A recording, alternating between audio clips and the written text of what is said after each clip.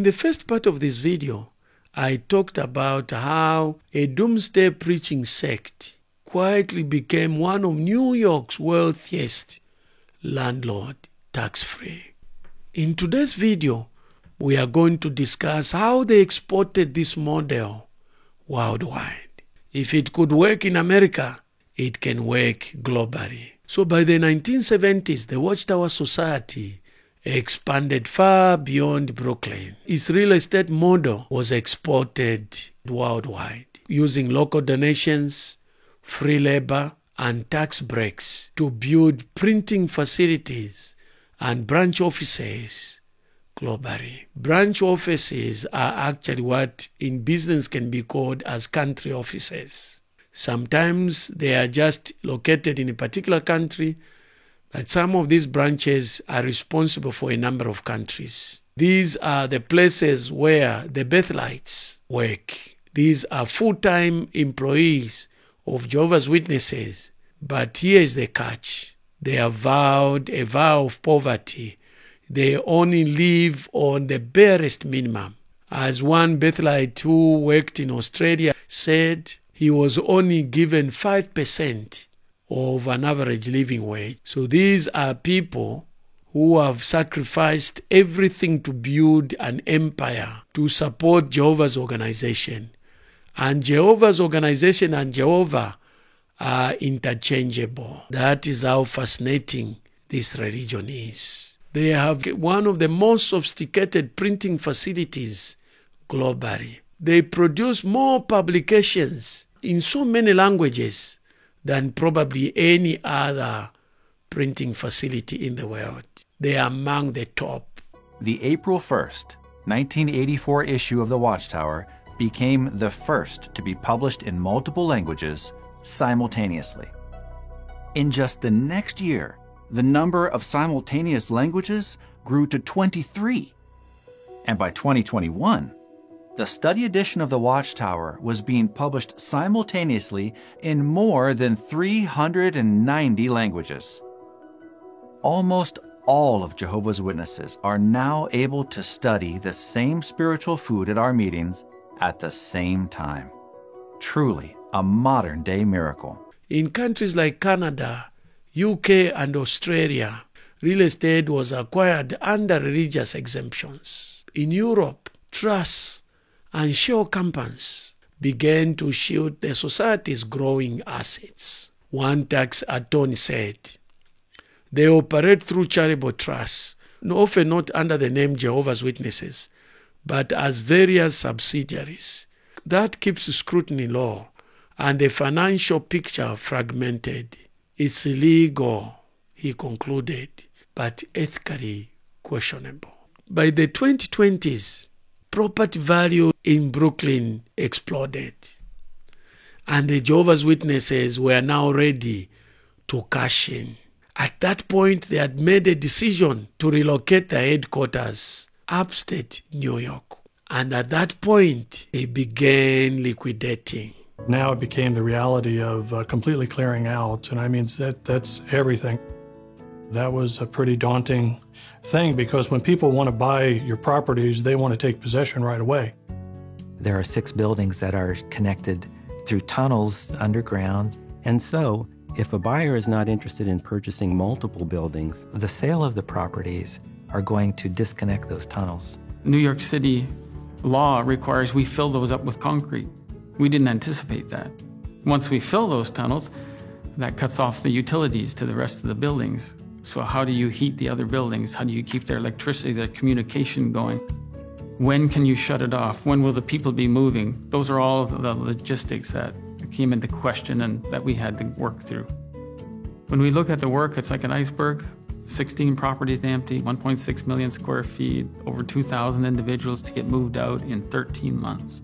Take that and look at 70 departments and you start to get a picture of the growth of the job already expanded. If you shut down this service to the Bethel family, because you're moving that department, you realize that in this department is perhaps a husband But in this other department is a wife, and they're scheduled for 2 different times. So now how do you make that work?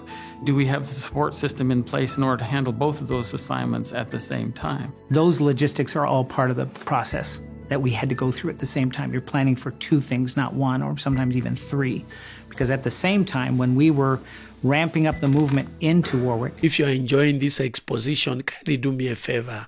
Like, subscribe, and smash the notice bell so that when I upload a new video, you'll receive a notification. And also so that this message can be seen by more people. Now imagine they began to acquire these properties from 1908. So from 1908 to 2010, we are talking about exactly 102 years. Talk of the stroke of genius. The jewel in the crown, the 85 Jas Street. A vacant lot that sold for $340 million in 2018. In total, the Brooklyn properties fetched over $1.2 billion. In fact, some sources say the combined value of all those properties was more than $2 billion, tax-free. One analyst said it was a masterstroke. They bought low, held tax-free for decades, and sold at peak market, all while preaching the end of the world. The organization said the funds were being used for global operations, to preach the message of the kingdom globally, but the critics argued the business model was very clear. Donations go in, tax breaks are used, property values rise, and the faithful foot the bill. And this for me is the most painful thing about the Jehovah's Witnesses. That's why I have nothing against the ordinary members. Some people think that I just don't like ordinary Jehovah's Witnesses. My anger burns against the leadership because the leadership knows very well the truth. They do everything possible to keep members away from knowing the truth. Hence, they've built walls against the members, making sure that members don't discover the truth. That's why they've isolated the members. That's why they've forbidden the members from watching videos like this, from reading materials other than what they produce. Critics say Jehovah's Witnesses mislead their followers about the organization's wealth. Financial transparency is rare. Meanwhile, they are busy condemning other Christian denominations for exploiting their members, when they are actually more transparent than they are, when they don't use psychological manipulation, when the same churches they are talking about pay their full-time workers reasonable salaries, but they are the first to condemn other churches. Here is a clip from the discredited Anton Morris. We're going to talk about money. Now, the fact is we never beg for money, but that's not to say we can't talk about money in Jehovah's organization, the earthly part. So it is long-standing there is a balance here. You know, going back to the Watchtower, I said very long time ago, we have never considered it proper to solicit money for the Lord's cause after the common custom, referring to Christendom. It is our judgment that money raised by the various begging devices in the name of our Lord is offensive, unacceptable to him. It does not bring his blessing either upon the givers of the work accomplished or the work accomplished. So we do not need to be coerced into giving. We gladly use our money to support kingdom activities. So that stands to this day, but we'd never want to come to the conclusion you can't talk about money. Money has to be discussed in these last days, this system. It meets a response in all things. So I thought we'd take some thoughts from the Kingdom book, 3 reasons why we're willing and so willing to give. Donations are expected, and yet members are not really told about the massive wealth this organization has amassed and the $1 billion sales that they've made. Here's what one ex-elder said. When I questioned the financial decisions, I was told it wasn't my place. We weren't told to question Jehovah's organization. But when billions are involved, someone needs to ask where the money is going. In the recent past, Jehovah's Witnesses are becoming more and more extreme, demanding that their members obey. And this is unquestionable obedience. They are telling them to obey even when it is not practical or whether it does not make sense from a human point of view. Let me just give you a couple examples. Yeah, please. This is from the December 2022 Watchtower, page 21. I didn't get the month on that one. But these quotes I'm about to mention are all about obedience, obeying the authority, obeying the governing body, which is Jehovah's Witness leadership. It's their leaders, the governing body. This quote says, "Do your best to obey the direction you receive, even if you do not fully understand why it is being given." Another one, the November Watchtower 2015. "The life-saving direction that we receive from Jehovah's organization may not appear practical from a human standpoint. All of us must be ready to obey any instructions we may receive, whether these appear sound from a strategic or human standpoint or not." Another one, this is from the Meeting Workbook of 2020, November. "We should likewise listen to any instructions we receive from Jehovah's organization and obey promptly and wholeheartedly. This is true even if it does not seem important to follow them, or we do not understand the reason for the instructions." This is a pattern. This is something they've been saying more and more and more and more, and getting a little more extreme with it too. In fact, I mentioned the JW Broadcasting. I think it was the October edition of the JW Broadcasting. They said the same thing again in one of the talks. They are telling them the obedience we are getting right now will be useful during Armageddon. Here are some clips. And if you don't mind, I'd like to share what happened with my group. The Monroes asked if I would join them on one of their family worship evenings. So let's ask our final review question. How can we prepare ourselves for the events that are to come? Sarah? We want to develop heartfelt obedience to the guidance that we receive now so that we'll obey any future instructions Jehovah may give us. And so doing this will help us survive Armageddon. Mm-hmm. Well said. Very nice, dear. May I ask Brad a question? Sure. Go ahead. Brad, I notice you've really been focused on that picture. Do you mind if I ask what you're thinking about? Well, will the brothers tell us how to fight the people who will be attacking us? We won't need to do any fighting.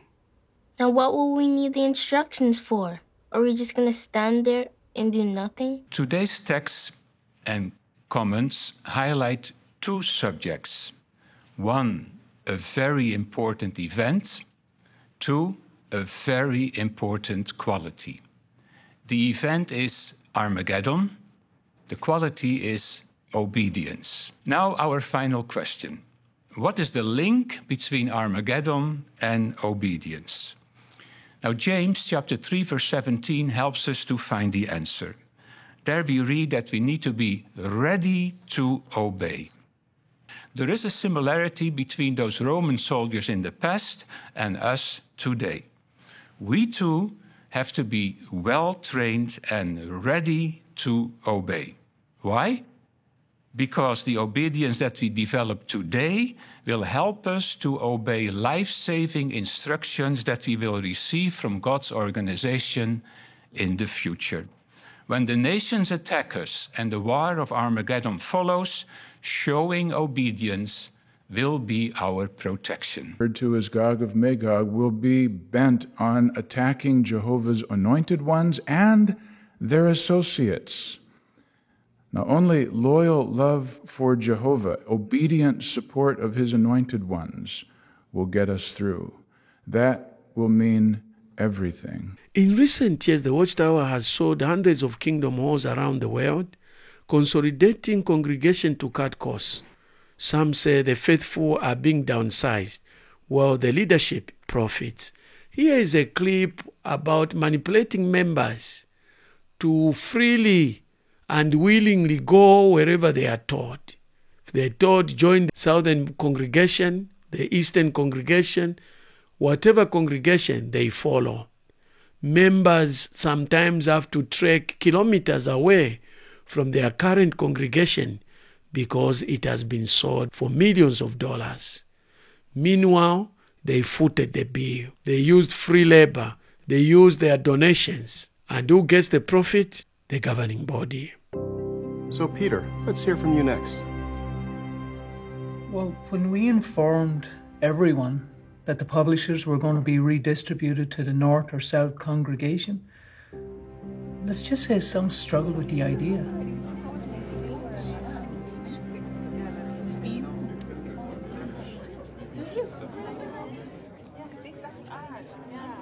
Paula, did you see?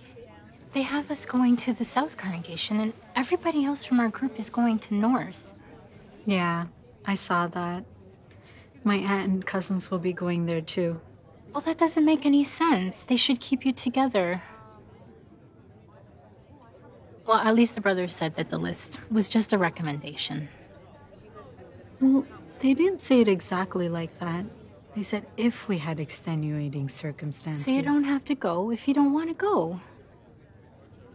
But Kim, if everyone did that, don't you think... Hi, Sister Taylor. Oh, hello, girls. I saw your name on the list for the South congregation, but your grandkids and their families, they're going to North. So what are you going to do? What do you mean? Well, are you going to North or are you going to South? Now, sweetie, didn't you say you saw my name listed under the South congregation? Yeah, but... So, I'll be going to the South congregation. Well, don't you think it would make more sense if you were in the same congregation as your grandkids and their families? Does it make more sense? Well, that's a whole different question. The brothers outlined an arrangement. They said they hoped we could support that arrangement, unless we had extenuating circumstances, and I don't have any right now. So, for me, it's simple.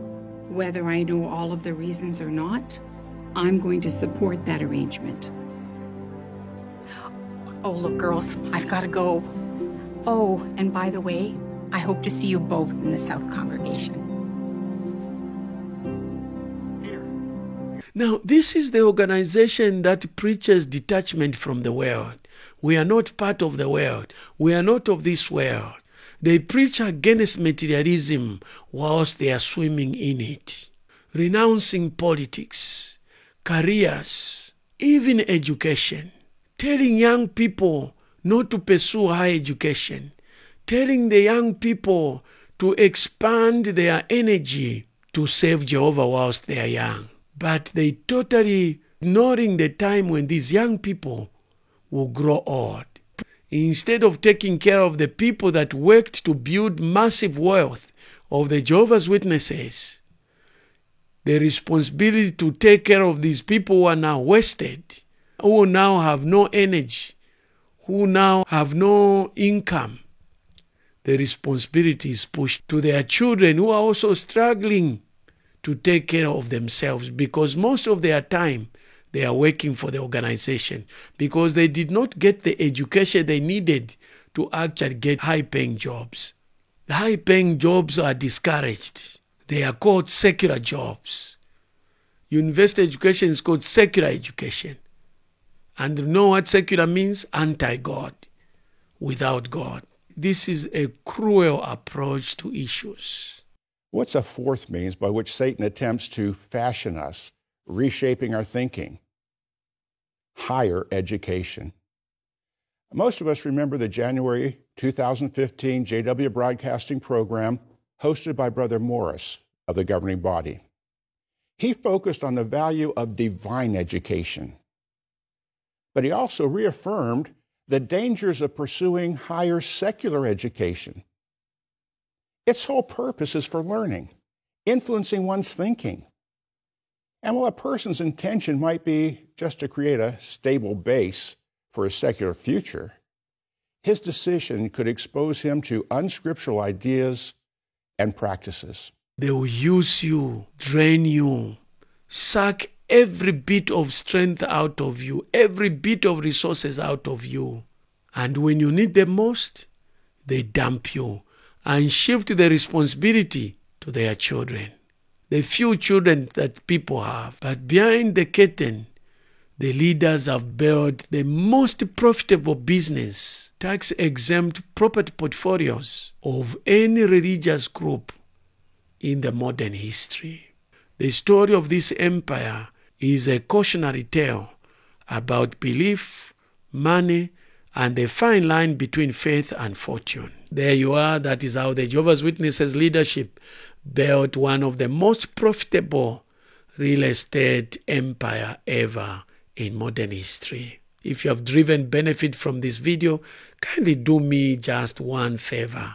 Like, subscribe, and smash the notice bell so that more people can watch this video. And you'll be contributing to preventing more people being caught up in this religion. If you have any comment, you want to correct any facts in this video, kindly do it in the comments below. If you have any other comments for or against this video, kindly also put it in the comments below. To watch videos about Jehovah's Witnesses forbidding higher education, click on this link. To watch videos on how Jehovah's Witnesses preach against materialism, click on this link. To watch all the episodes so far done in this series, click on this link.